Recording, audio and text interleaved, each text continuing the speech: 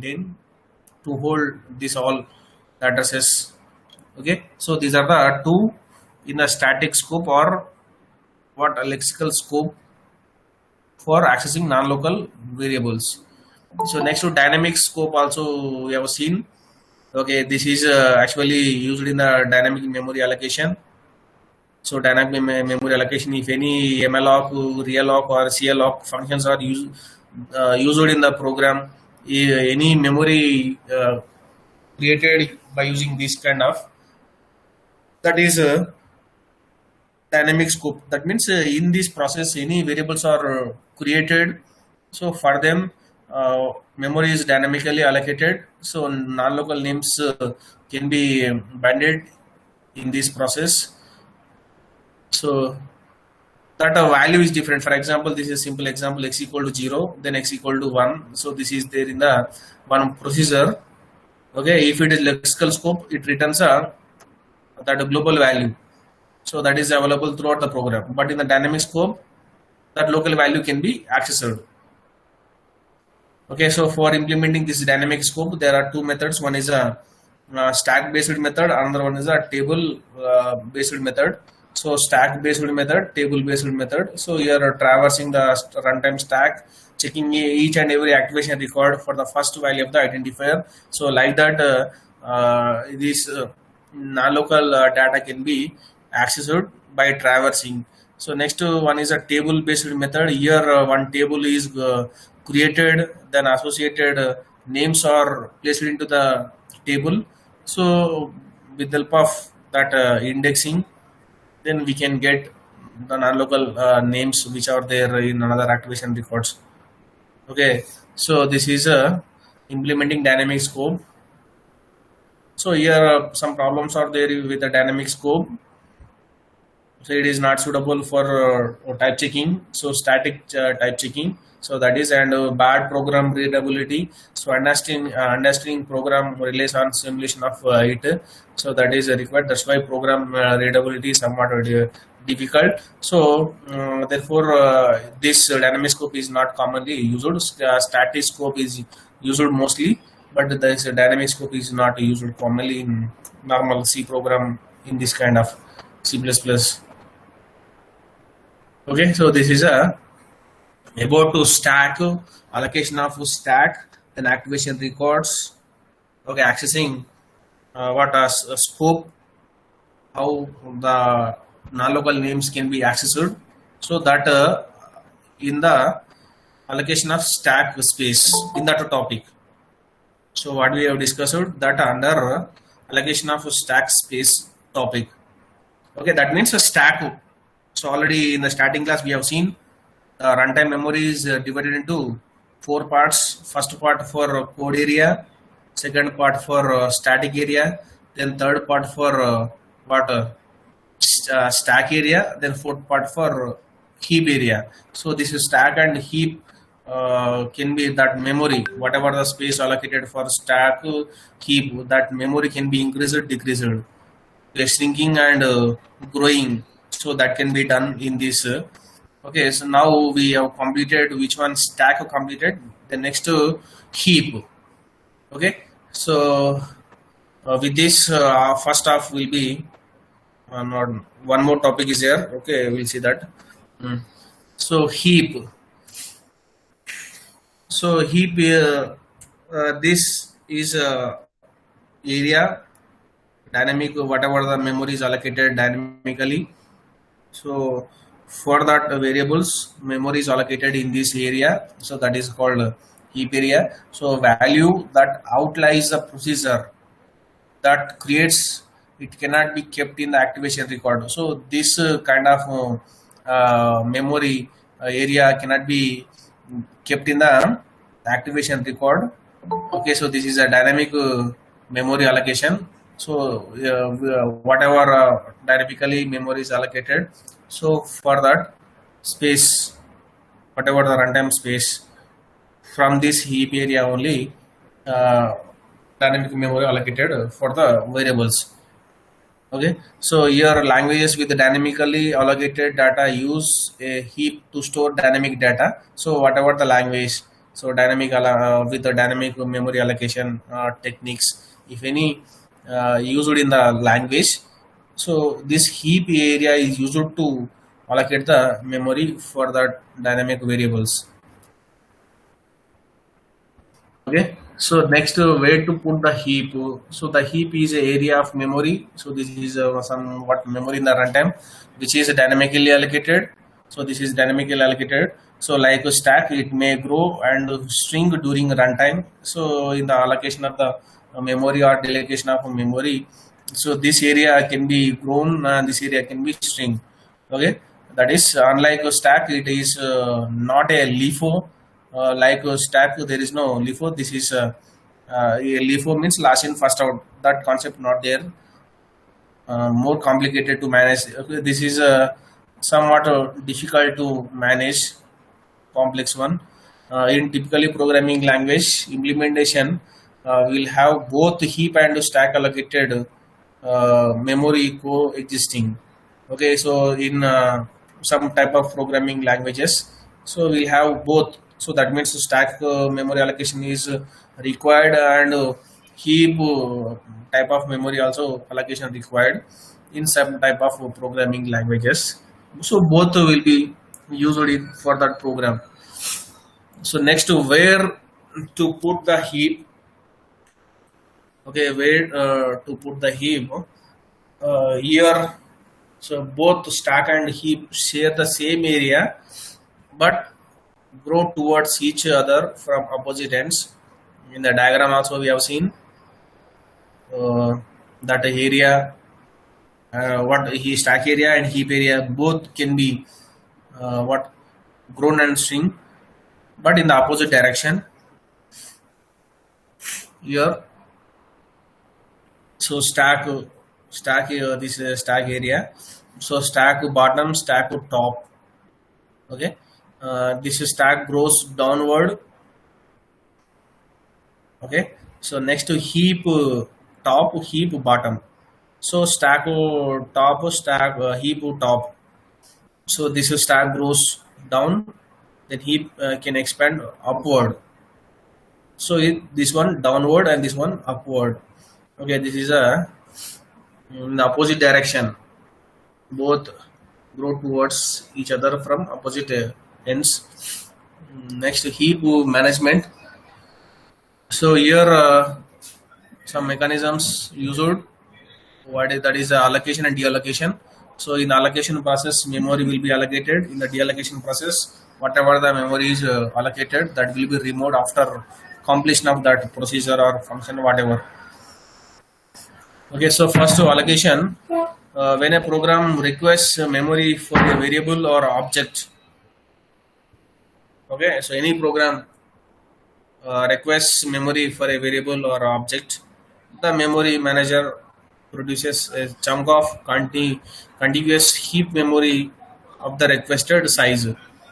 Okay, if memory is available, so this memory manager is going to allocate some chunks of contiguous heap memory for the requested size. Okay, if continuous memory is there, then that much memory will be allocated. If continuous memory is not available in that, then where the memory is allocated for that, so the chunks of continuous, not continuous also can be allocated by maintaining a data structure.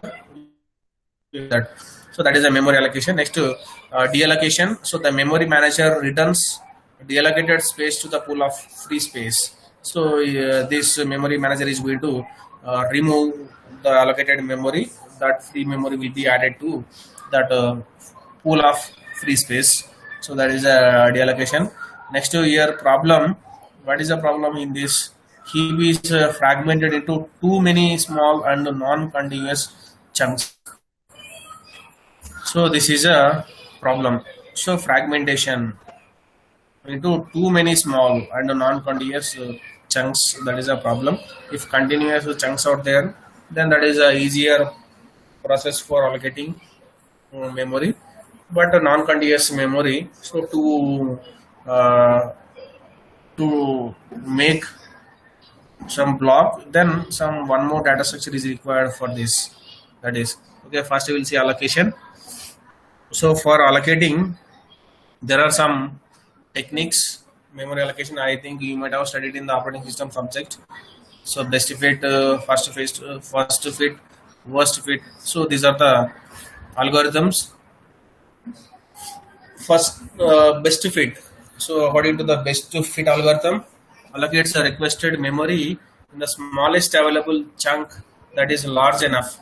So first, that whatever the memory that is divided into parts, so we can call it as each and every part we can call it as a chunk. Okay, so according to this best fit algorithm, it is going to search the uh, which one is the smallest available for that, so that will be selected. Okay, in that place, that whatever will be stored. Okay, here smallest available chunk that is large enough, so that is identified by this best fit algorithm. Smallest available chunk. Okay, which one is the smallest available? Okay, that which one is the best for storing that particular program or particular whatever in that place. So that is identified. That place which is large enough for that program or for that procedure. So that is identified in the best fit algorithm. Okay. So next one is a first fit algorithm. First fit algorithm, according to this, places an object, whatever the object or variable, in the first chunk in which it fits. So lowest address space. So for this first, it will search from lowest address to highest address. So which lowest address is suitable, not suitable, just which one is available in the lowest address space, that is selected first. So while searching, firstly which lowest address is identified, so that is selected for placing object or variable or whatever. Okay, here it takes time, it takes less time than best fit to place objects. In the best fit, first of all it has to identify, so for that takes some time to identify which one is best suitable for placing that object. So definitely it takes a time, but in the first fit, so it won't take the time from while searching from lowest address space to highest address space. In the first, which one is identified, which one is free, so that is selected. So that definitely it takes less time, but overall performance is worse than best fit. So definitely, if it large enough, okay. If it is not like that, then some memory will be wasted. So that is a problem. So overall performance for this, that is a worst compared to the best fit. So these are the allocation algorithms: best fit algorithm and worst fit algorithm. First fit algorithm. So worst fit algorithm is not considered. Okay, best fit is important. That is a have advantage compared to the first fit. Next, managing free space. Then here, how the free space is managed. Okay, in the chunk in a particular block, some only some memory utilized. The remaining will be wasted. Okay, so how that free space is managed, we will see in a stack. That is a LIFO, last in first out allocation. So stack moves up and down everything above what stack top is in use or allocated. Below is free memory. So after stack or top, whatever, that is a free memory. So for example here, stack bottom, stack top. So this one is allocated. So after stack to top, whatever it is, that is a free memory. Okay. Next, heap. So heap is not like a LIFO. It is not a last in first out row, that operation not followed. So here, how to manage free space in this middle of the heap? Here, contiguous in the stack, contiguous memory is allocated, but in the heap, not like that. Okay, so here this is a free memory. Keep on top, after top, or in the middle also. So so this is allocated. So this one is allocated. So allocated. This one is a free space. This one is free space.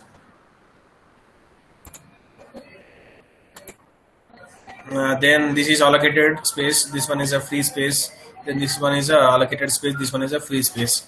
Okay. So in the heap, top, heap, bottom, in the middle, some memory can be utilized, some memory cannot be utilized. So that is called free space.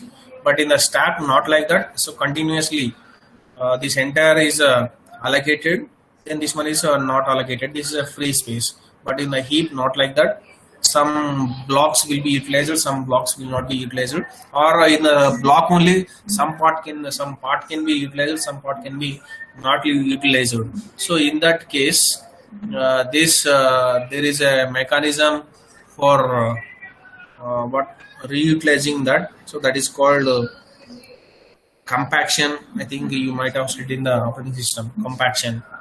So the free blocks of memory gathered to make some large enough memory, so that can be utilized, reutilized again later. So that is compaction mechanism, I think. Okay, so this is a reuse. This can be reused. So managing free space. So how to manage free space in the middle of the heap? So here, keep track of free blocks in a data structure. So one data structure is maintained. In the data structure, some free blocks, that information can be maintained. The free list. Okay, so free list is maintained. So like this, here one linked list is maintained. So this is a free list. So that free block.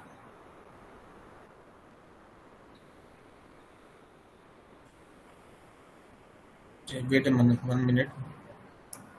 Hello. Sir.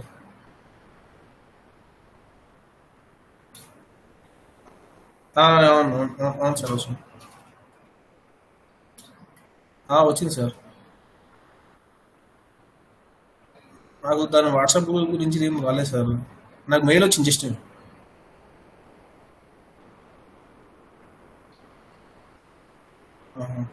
Okay sir. Okay sir.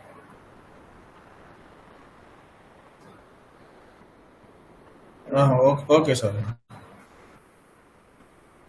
Okay sir, join అవుతాను sir. నాకు class ఉంది, just ఒక 10 minutes తర్వాత join అవుతాను. Okay.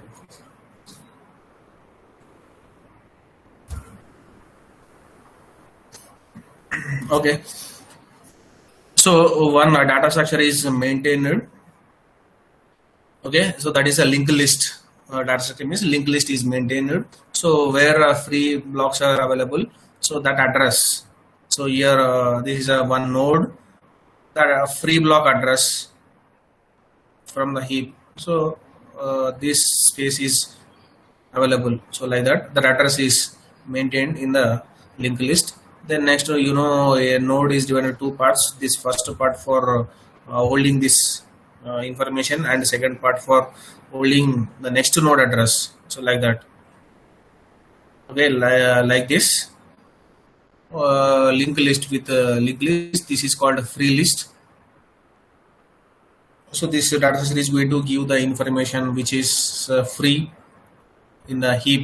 So like that, free space can be managed. Then how to keep track of free memory? Same thing. Where do we find the memory to store free list data structure? So since free blocks are not used by the program. So memory manager can use them for storing the free list itself. So like that. So free block size next to free block like that. This area can be utilized later by maintaining free list. Okay. So this is about to heap. So heap storage. So like stack. So in the starting class we have seen that runtime memory is divided into some parts.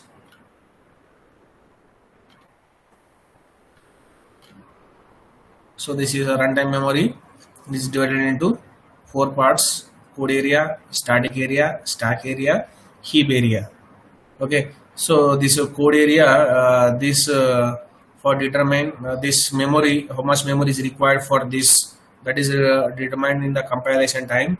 Okay. This is for loading that object file, that object code.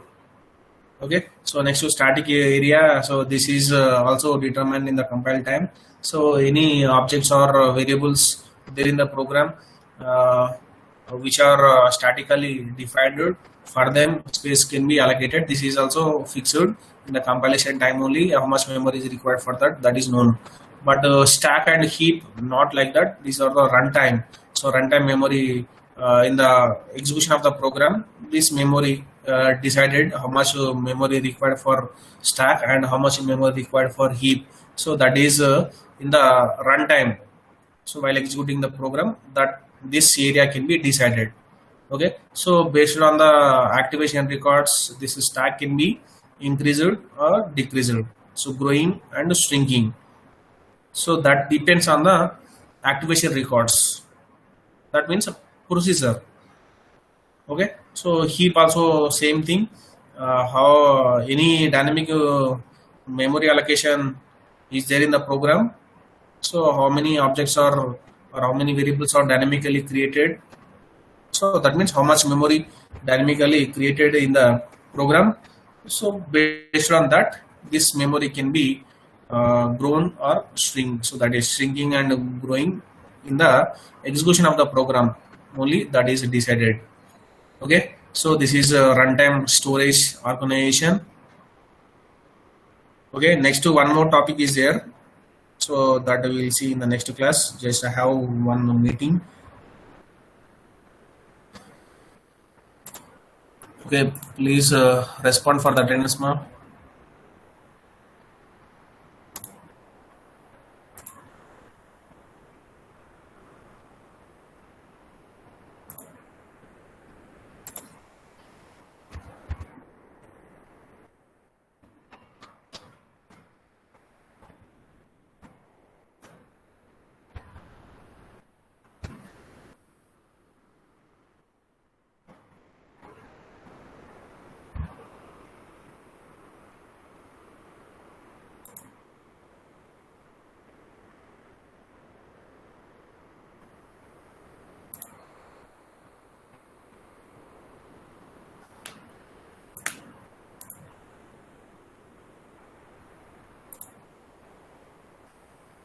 Yes, present this response 16 series, 17 series.